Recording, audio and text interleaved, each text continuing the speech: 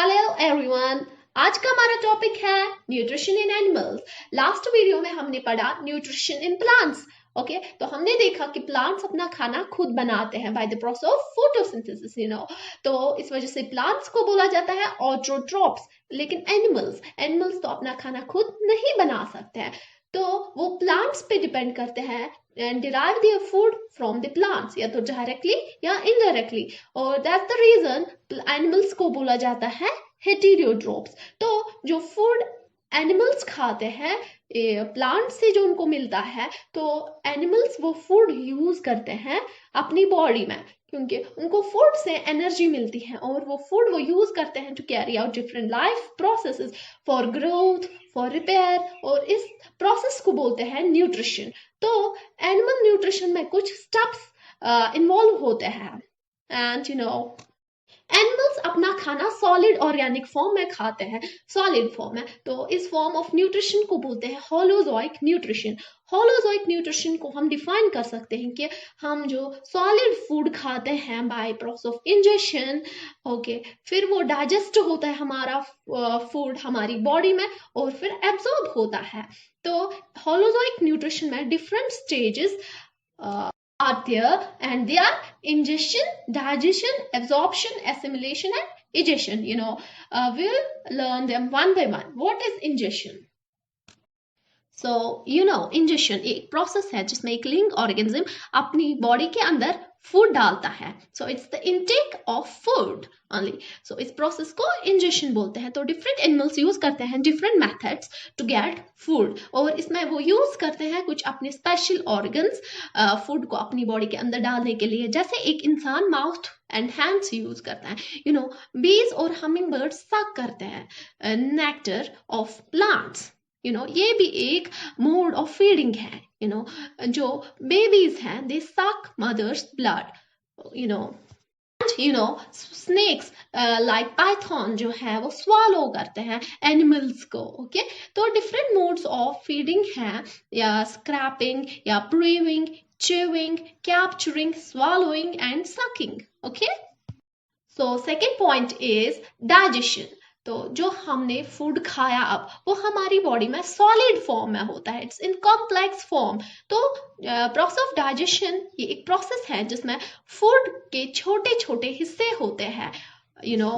So the process of digestion is the break down of food. जो complex form में होता है पहले, फिर वो सिंपल फॉर्म में आ जाता है और सॉल्युबल फॉर्म में। Okay, with the help of digestive juices.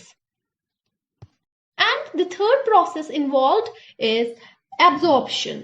Absorption एक प्रोसेस है जिसमें क्या होता है, जो अब फूड आ गया सिंपल और सॉल्युबल फॉर्म में by the process of digestion, तो एब्जॉर्प्शन में वो एब्जॉर्ब होता है हमारी बॉडी में या किसी भी एनिमल के बॉडी में, और ये सॉल्युबल फूड हमारा ब्लड एब्जॉर्ब करता है। So this process clear to you. This is the process of absorption. Fourth point is assimilation.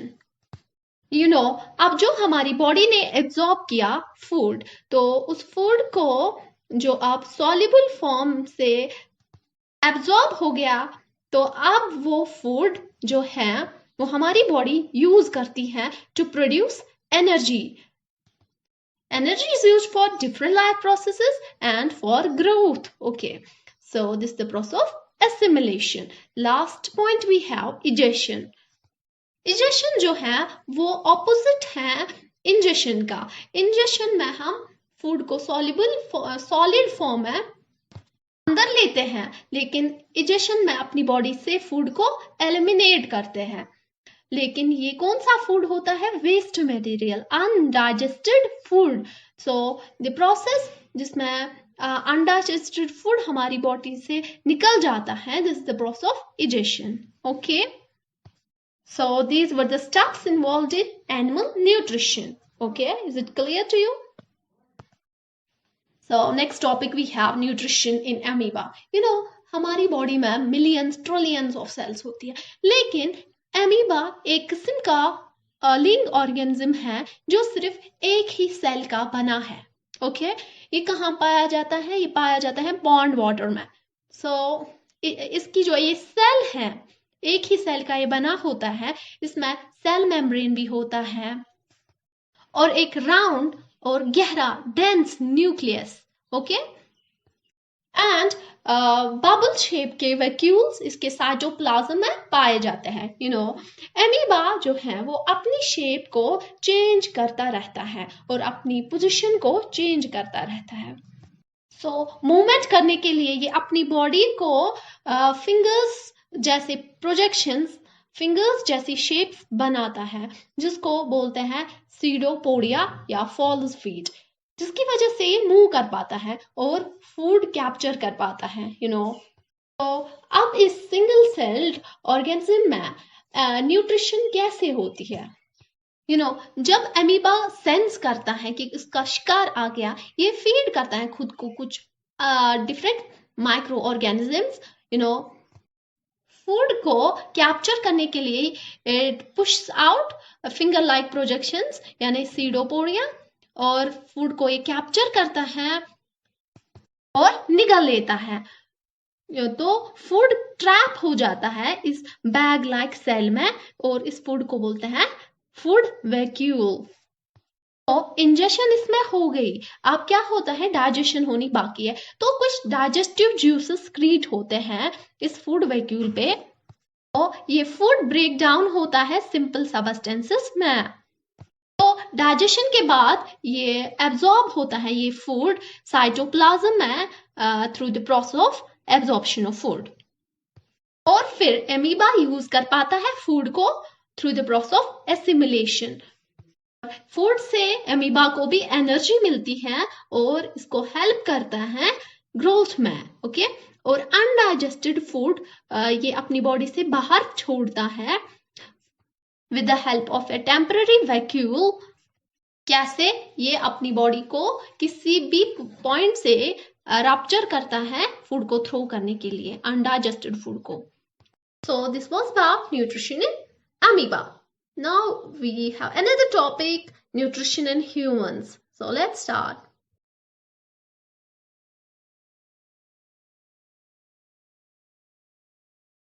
And nutrition in humans means us.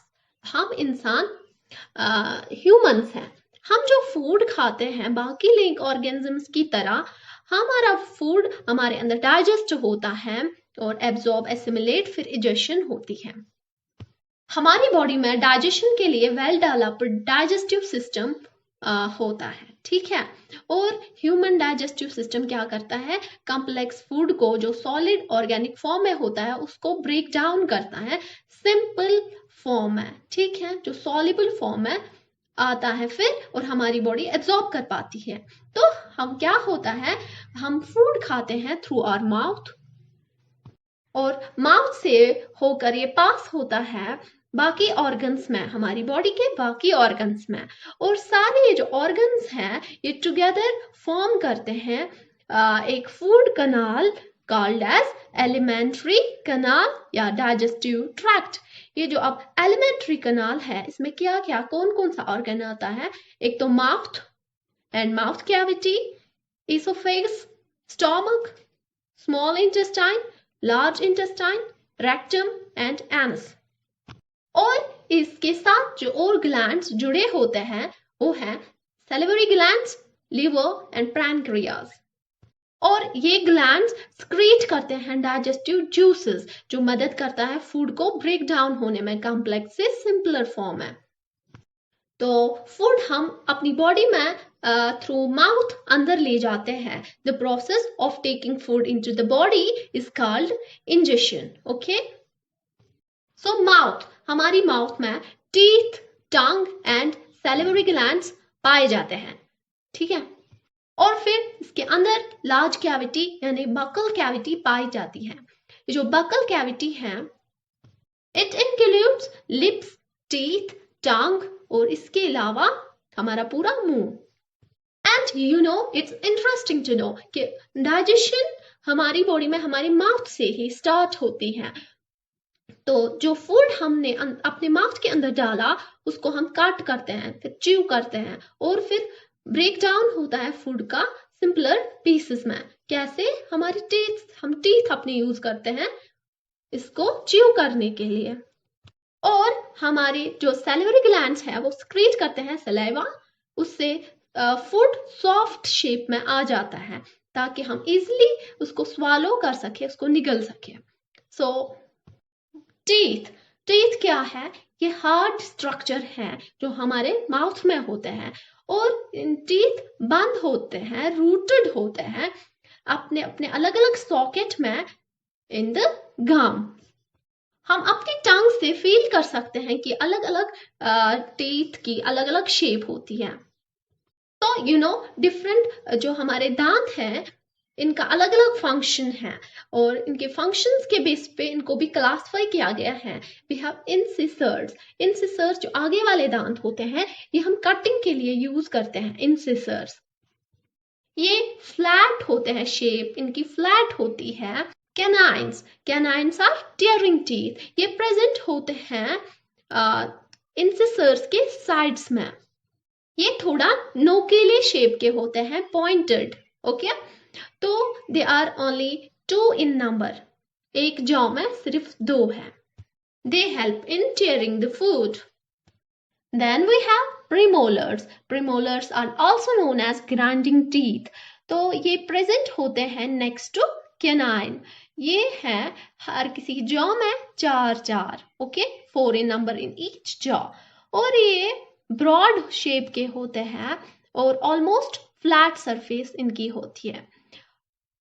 They help in grinding food. That's why they are called grinding teeth. And फिर food complex form से small pieces में आ जाता है।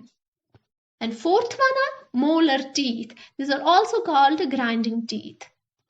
ये होते हैं premolars के sides में और हर किसी जाव में 6 प्रेजेंट होते हैं और इनकी शेप ब्रॉड एंड फ्लैट होती है और इनका साइज प्रीमोलर से थोड़ा बड़ा होता है और ये हेल्प करते हैं grind and crushing the food. Milk teeth and permanent teeth. देखिए, एक बच्चा जो होता है उसमें सिर्फ 20 टीथ होते हैं, हर किसी जॉ में 10 टीथ। ओके, इनको बोलते हैं मिल्क टीथ। ओके, लेकिन जो एक ह्यूमन एडल्ट बड़ा इंसान होता है उनमें टोटल 32 टीथ होते हैं, एक जॉ में 16। इनको बोलते हैं permanent teeth. Permanent teeth grow होते हैं after the shedding of milk teeth. Milk teeth जब दूध दांत निकलते हैं उसके बाद परमानेंट टीथ आ जाते हैं। मिल्क टीथ कब निकलते हैं? एट द एज ऑफ 10 और फिर इसके बाद परमानेंट टीथ आ जाते हैं। तो परमानेंट टीथ भी निकल सकते हैं, लेकिन कब? जब आप ओल्ड हो जाएंगे, जब आपकी एज ओल्ड होती है, बूढ़े होते हैं, या आपको कोई डेंटल डिजीज होती है, दांतों में प्रॉब्लम होती है उस वजह से, तो मिल्क टीथ जो हैं वो निकल जाते हैं। उसके बाद हमारे माउथ में परमानेंट टीथ आ जाते हैं। तो अर्ली एज में सिर्फ 8 मोलर्स माउथ में प्रेजेंट होते हैं। The second set of 4 molars वो आ जाते हैं एट द एज ऑफ 18 या 18 के बाद। इनको बोलते हैं wisdom teeth. So teeth are used in chewing and in grinding food. So जो हमारे टीथ हैं उनके ऊपर एक कवरिंग होती है, व्हाइट कवरिंग होती है जिसको बोलते हैं इनेमल।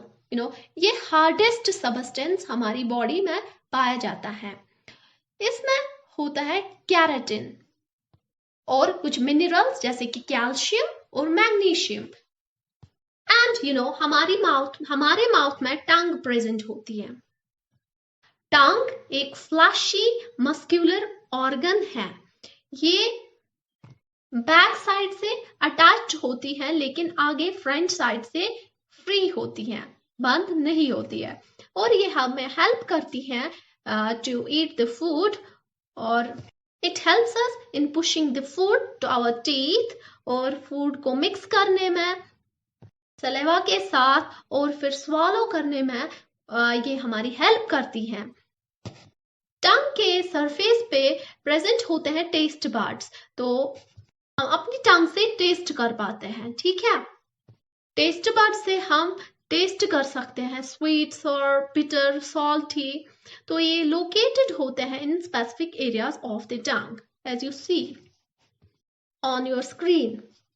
एंड यू नो हमारे माउथ में प्रेजेंट होते हैं सलेवरी ग्लैंड्स जो स्क्रीट करते हैं डाइजेस्टिव जूसेस लाइक सलेवा, और ये मदद करते हैं फूड को ब्रेक डाउन होने में into smaller and simple form. Saliva में प्रेजेंट होता है एक एंजाइम और एमाइलेज जो फूड को हेल्प करता है ब्रेक डाउन होने में, खासकर स्टार्च जो प्रेजेंट होता है फूड लाइक शुगर्स में। Okay, and you no mouth में इतना सब कुछ होता है। इसके बाद फूड पास होता है स्वालो होने के बाद फूड पाइप से। फूड पाइप का नाम है इसोफेगस। यू नो अब जो ये फूड पाइप है यानी इसोफेगस, यू नो जो हमारी टंग है वो पुश करती है च्यूड फूड को इनटू अ पैसेज या a pipe called as food pipe या इसोफेगस। इसोफेगस एक मस्क्यूलर ट्यूब है अबाउट 10 इंचेस लॉन्ग। तो ये फूड को पास करती है इनटू द स्टमक। ये जो इसोफेगस है ये एक साइड से कनेक्टेड होता है माउथ के साथ और दूसरी साइड से स्टमक के साथ। जो इसका इनर वॉल है, इसके इनर वॉल में मूवमेंट्स होते हैं। कब? जब हम फूड खाते हैं, जब इसके थ्रू फूड पास होता है, और इन मूवमेंट्स को, इन वेवी मूवमेंट्स को बोलते हैं पेरिस्टालसिस। ये हेल्प करते हैं फूड को पुश होने में to the stomach, into the stomach. Okay, so ये स्टमक क्या है? स्टमक एक बैग लाइक स्ट्रक्चर है हमारे डाइजेस्टिव सिस्टम में, और इसमें एक वक्त पहुंच सकता है up to 2 litres of food. You know food इस स्टमक में कितने टाइम तक रहता है? फ्यू मिनट्स से, या तो कुछ मिनट्स तक, या तो कुछ घंटों तक। अब ये डिपेंड करता है कि कौन सा फूड हमने खाया है। तो इसको स्टमक को फूड कहाँ से मिलता है? इसोफेगस से। यू नो स्टमक दूसरी साइड से कनेक्ट होता है स्मॉल इंटेस्टाइन के साथ। ओके, स्टमक के मसल स्क्वीज होते हैं और फूड मिक्स होता है फिर डाइजेस्टिव जूसेस के साथ। जो स्टमक की इनर लाइनिंग है यानी inner wall of the stomach, वो स्क्रीट करते हैं mucus, hydrochloric acid, digestive juices. ये इनका अलग अलग फंक्शन है। यू नो म्यूकस जो है ये प्रोटेक्ट करता है हमारे स्टोमक की जो इनर लाइनिंग है, इनर वॉल है, उसको प्रोटेक्ट करता है। ठीक है, अब जो ये हाइड्रोक्लोरिक एसिड है ये हमारे स्टोमक में प्रोड्यूस करता है एसिडिक मीडियम। ओके, और जो हमारे फूड के साथ बैक्टीरियाज चले गए होते हैं they are killed only due to the hydrochloric acid. और digestive juices, you know digestive juices कहाँ से स्क्रीट होते हैं? ग्लैंड से, present in the wall of the stomach. You know digestive juices help करते हैं ब्रेक डाउन होने में फूड को, प्रोटीन्स को इनटू स्मॉलर सिंपलर कंपोनेंट्स।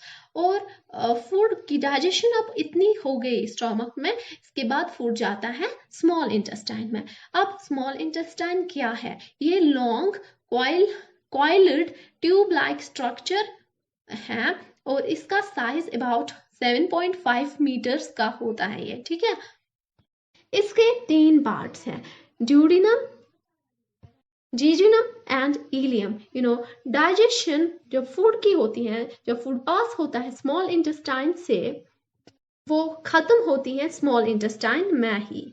तो ये सब कुछ कैसे होता है? ये सब कुछ होता है डाइजेस्टिव जूस की वजह से, जो स्क्रीट करता है हमारा लिवर, हमारा पैंक्रियास एंड यू नो हमारा स्मॉल इंटेस्टाइन। अब लिवर क्या है?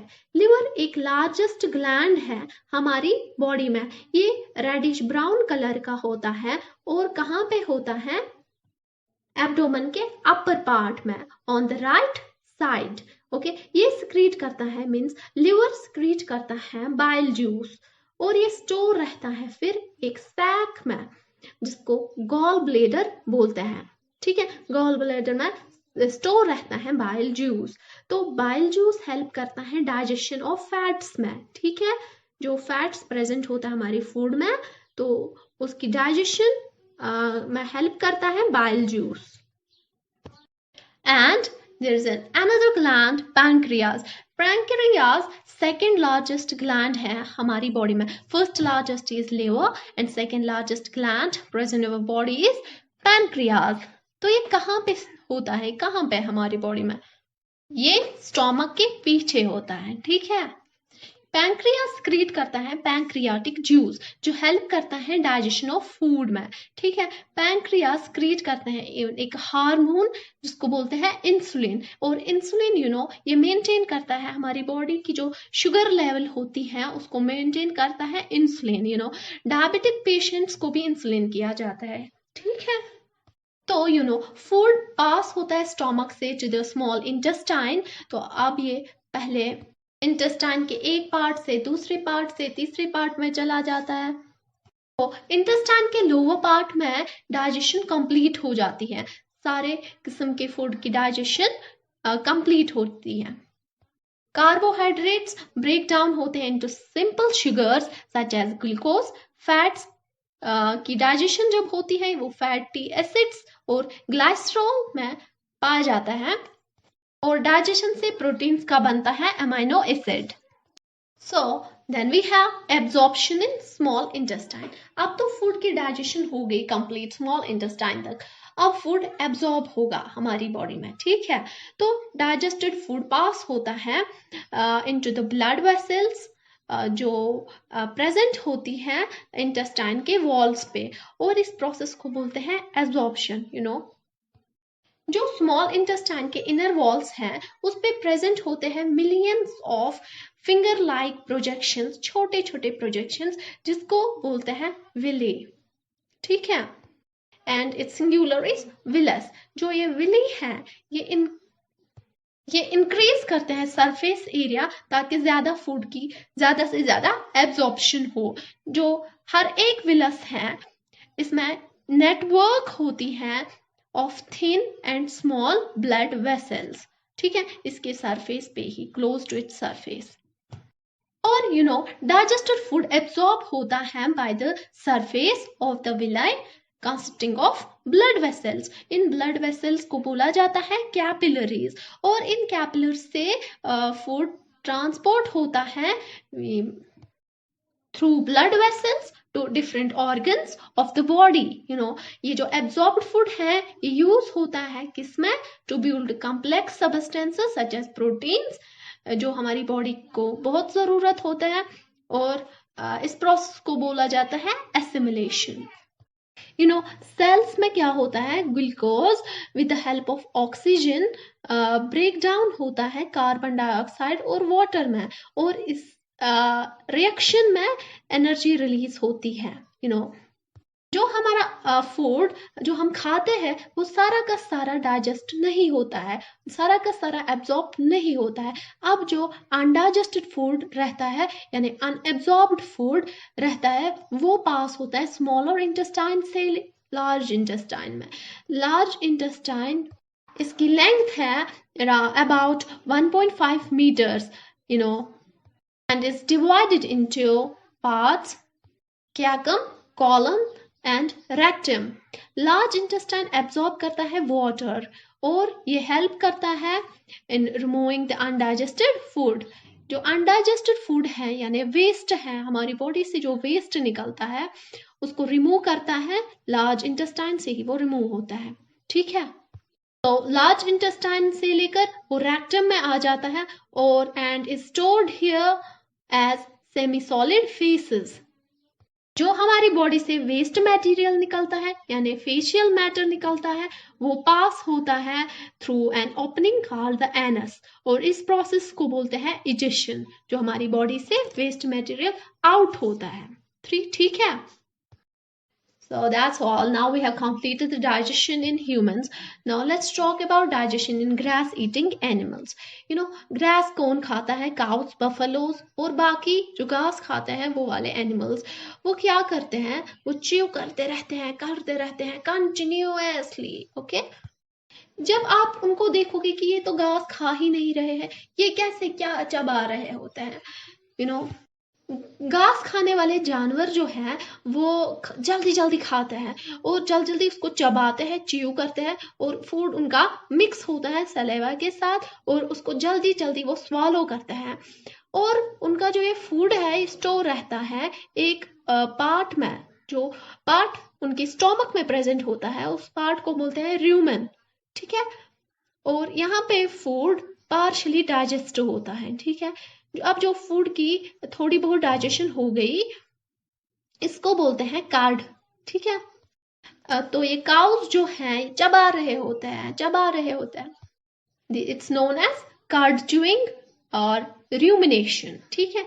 ये जो घास खाने वाले जानवर हैं, ग्रास ईटिंग एनिमल्स, इनको बोलते हैं रूमिनेंट्स, ठीक है। तो इनका जो स्टोमक है वो हमारे स्टोमक की तरह नहीं होता है। तो इनके स्टोमक में 4 चैम्बर्स होते हैं, ठीक है। एक तो रूमेन और दूसरा रेटिक्यूलम, ओमैसम एंड एबोमैसम, ठीक। जो पहले 3 चैम्बर्स है उनको कंसिडर किया जाता है फूड पाइप का ही एक पार्ट, लेकिन जो 4th वाला चैम्बर है यानी एबोमैसम, वो हम मानते हैं कि वो है असली स्टोमक का एक पार्ट। जो स्वॉलोड फूड है अब इनका वो जाता है पहले ही रूमेन में। रूमेन में ये ग्राइंड होता है और फिर उसके बाद चला जाता है रेटिक्यूलम में।